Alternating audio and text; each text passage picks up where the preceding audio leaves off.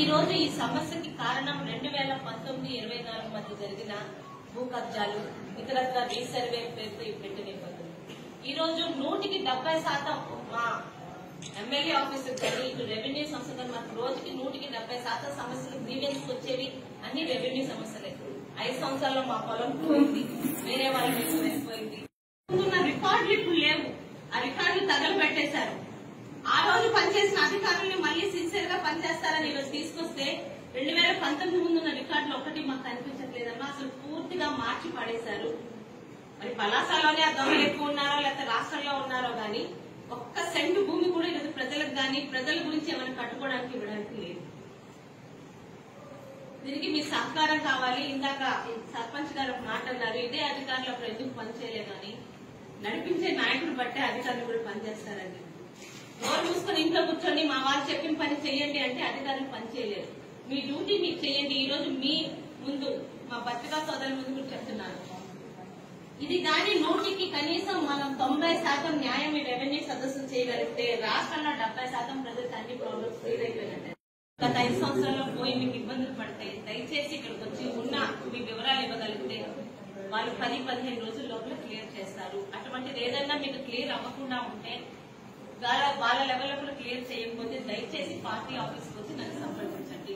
ఎందుకంటే ఎవరి భూమి వాళ్ళు మీ భూమిని కాపాడాల్సిన బాధ్యత ప్రజాప్రతినిధిగా మారి మీ ఆస్తులనే మీకు కాపాడలేకపోతే మేము ఇక్కడ ఉండి కూడా మీరు చేయలేదు. మీరు కూడా నిజాయితీగా మాకు సహకరిస్తారని ఉపన్యాసాలు ఇవ్వడానికి రాలేదు. ఇది ఒక మంచి కార్యక్రమం. ఈ కార్యక్రమాన్ని మాత్రం విజయవంతం మీ సహకారంతో ఇక్కడున్న నాయకులు రెవెన్యూ అధికారుల సహకారంతో విజయవంతం చేసి మళ్లీ మాకు గ్రీవెన్స్లు అన్నవి రెవెన్యూ నుంచి రాకుండా ఉంటాయని కోరుకుంటున్నాను. ఎవరన్నా ఏదైనా మాట్లాడాల్సుకుంటే దయచేసి గ్రామస్తుల నుంచి మాట్లాడారు. ఇప్పుడు ఆల్రెడీ ఆర్టీఓ గారు చెప్పారు, వీలైతే 2 రోజుల లోపల ఆయన చెప్పిన 2 సమస్యల్ని చంద్రబాబు నాయుడు దృష్టిలో స్వయంగా నేనే పెడతాను. మీకు ఎటువంటి సహకారం వస్తే ఈ సమస్యని మీరు తీర్చిదిద్దుతారంటున్నారు. ఎందుకంటే నిజంగా ఇది ఈ రెవెన్యూ సదస్సులు 170-80% సక్సెస్ అయినా మా ప్రజాప్రతినిధుల మీద చాలా బడ్డం పెరుగుతుంటుంది. మాకు వచ్చే కేసులన్నీ ఇవే వస్తున్నాయి. పలాసలో చాలా ఎక్కువగా ఉన్నాయి. ఎందుకంటే గత 5 సంవత్సరాలు పనిచేసిన వాళ్ళు కొండలు పుట్టలు ఇవ్వడానికి వాళ్ళ పనులు చేసుకోవడానికి తప్పితే ఇక్కడ ప్రజలకంటూ ఏం జరగలేదు. స్వయంగా సర్పంచ్ గారు చెప్తున్నారు, మన టైంలో ఇచ్చిన ఇక్కడున్న ప్రజలు కూడా తెలియాలి. మన వజ్రపత్తుల్లో చాలా భూములు ఫారెస్ట్ భూములు ఉన్నాయి. వాళ్ళు వాడుకోవడానికి ఒప్పుకున్నారు కానీ ఎప్పుడు వాళ్ళకి అవసరం వచ్చినా తీసుకునే హక్కు వాళ్ళకి ఉంది. ఫారెస్ట్ భూముల నుంచి సపోజ్ ఇప్పుడు మన ఊరికి శ్మశానమో లేకపోతే బిల్డింగో రెవెన్యూ తరఫున మేము కావాలంటే వాళ్ళు మనకి ఇచ్చిన భూమిని అంతకంత భూమిని వాళ్ళు వేరే దగ్గర చూపించాలి, లేదా ఆ భూమి గవర్నమెంట్ కొని మీకు ఇవ్వాలి. ఈ సమస్యలు ఉండబట్టే గతంలో అయినా కూడా మేము అలాట్ చేయించగలిగాం. మధ్యలో వచ్చిన వాళ్ళు ఏం పట్టించుకోలేదు. దాన్ని ఎంతవరకు సాల్వ్ చేయగలమో ఒకసారి అధికారులతో మాట్లాడి సర్పంచ్ గారు పెట్టిన సమస్య కూడా తీరుస్తాను. అయితే నిజంగా మొట్టమొదటి కార్యక్రమంగా ఇది తీసుకోవడం ఒక శాసనసభ్యులుగా నిజంగా చాలా గర్విస్తున్నాను. చంద్రబాబు నాయుడు గారు కానీ ఎన్డీఏ కూటమి కానీ ప్రజల పట్ల ప్రజా సమస్యల పట్ల ఎంత అంకిత భావంతో ఈ రోజు ఈ కార్యక్రమాన్ని మనకు తెలుస్తున్నాయి.